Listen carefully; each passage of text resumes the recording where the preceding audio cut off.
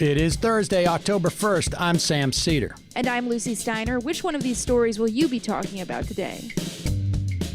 A religious group linked to Amy Coney Barrett, the Supreme Court nominee, has been deleting records of her involvement. Is there something they don't want people to know about her? Meanwhile, the world reacts with horror at the first debate between Donald Trump and Joe Biden. One of Trump's beloved Proud Boys catches charges for, among other things, pointing a gun at a crowd of people. And lastly, the United States government takes action against a Malaysian palm oil producer tied to slave labor. Awareness is growing about widespread abuses in the industry. You're listening to Majority.fm's AM Quickie, and these are the stories you need to know.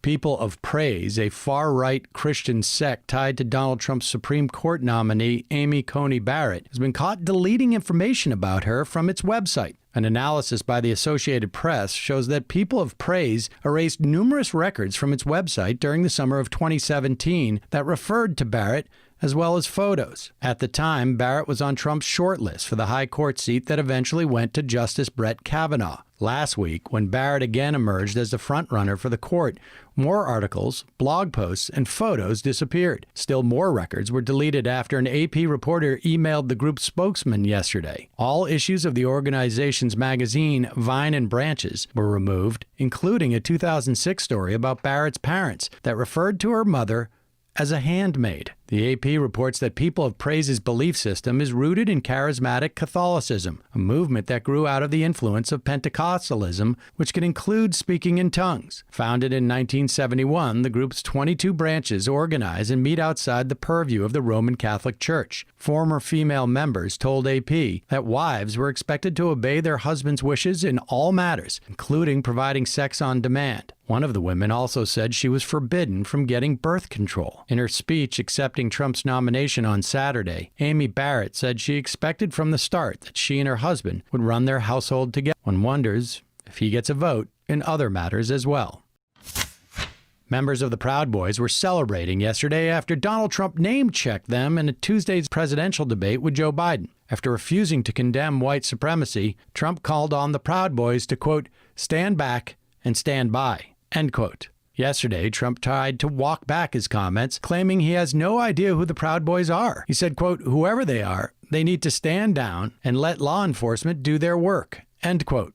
Sorry, who's doing whose work now? Biden also had words yesterday for Trump's favorite violent street gangs. He said, quote, my message to the Proud Boys and every other white supremacist group is cease and desist. This is not who we are as Americans, end quote. In Portland, Oregon, the morning after Trump's comments, police arrested a 50-year-old Proud Boys associate named Alan James Swinney. He was photographed in late August pointing a handgun at a crowd of protesters. Swinney faces multiple assault charges, according to Oregon Public Broadcasting, including pointing a firearm at another, unlawful use of a weapon, and unlawful use of tear gas, stun gun, or mace. Also in Portland, Multnomah County Sheriff Mike Reese sought to correct the record after Trump claimed to have won the support of Portland's sheriff after months of nonstop protests. Reese said on Twitter, quote, I have never supported Donald Trump and will never support him, end quote.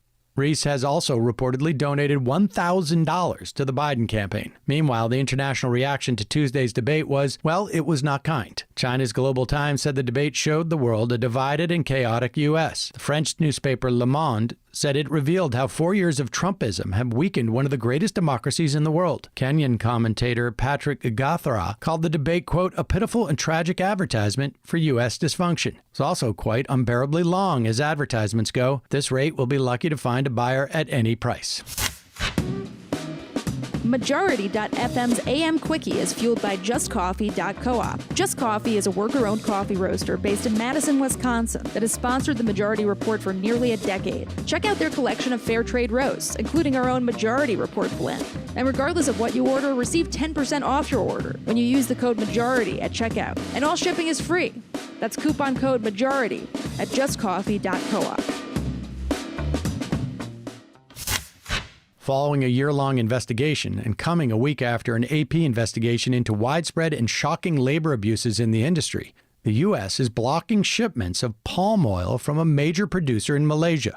The so-called withhold release order against FGV Holdings Berhard goes into effect immediately, this according to the AP. Brenda Smith, Executive Assistant Commissioner at the U.S. Customs and Border Protection's Office of Trade, called on importers to conduct their due diligence. Smith also said, quote, "We would also encourage U.S. consumers to ask questions about where their products come from," end quote.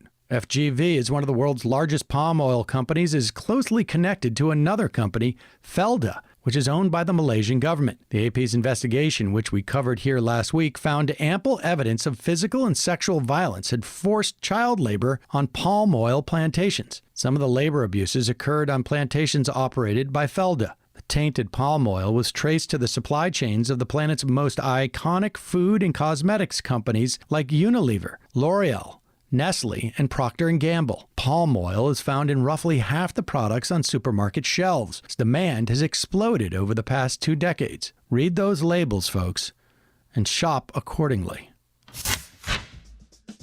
And now for some quicker quickies. Quicker Quickie. The Vatican said yesterday it had denied a request from the U.S. Secretary of State Mike Pompeo for an audience with the Pope Francis. According to Reuters, Pompeo accused the church this month of putting its moral authority at risk by renewing an agreement with China over the appointment of bishops. Note to Pompeo, the master diplomat, you're supposed to catch flies with honey, not with vinegar. Honey.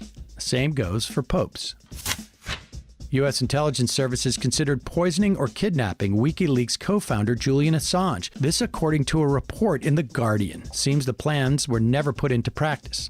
Claims were entered into evidence in a London courtroom by a former employee of a Spanish security company, UC Global, who worked in the Ecuadorian embassy where Assange had taken refuge. Court is considering whether to extradite Assange to the U.S. The European Commission spent months auditing the rule of law in all 27 member nations. Its report, just released, says democracy is suffering in several European countries, primarily Hungary and Poland. Concerns about corruption and judicial independence were also raised regarding Bulgaria, Croatia, the Czech Republic, Hungary, Malta, Romania, and Slovakia. This will go down on their permanent records. Unfortunately, the U.S. is not a member of the European Commission, so we don't get graded by them. The Los Angeles Times reports that California has become the first state in the country to adopt a law to develop proposals for reparations to the descendants of slaves. The law was signed by Governor Gavin Newsom yesterday. The task force it creates will examine slavery in California and the U.S. and the lasting consequences of discrimination against freed slaves and their descendants. Whatever recommendations for reparations the task force comes up with will also need to be approved by the legislature. It's a start, not a huge one, but it is a start. Quicker Quickie.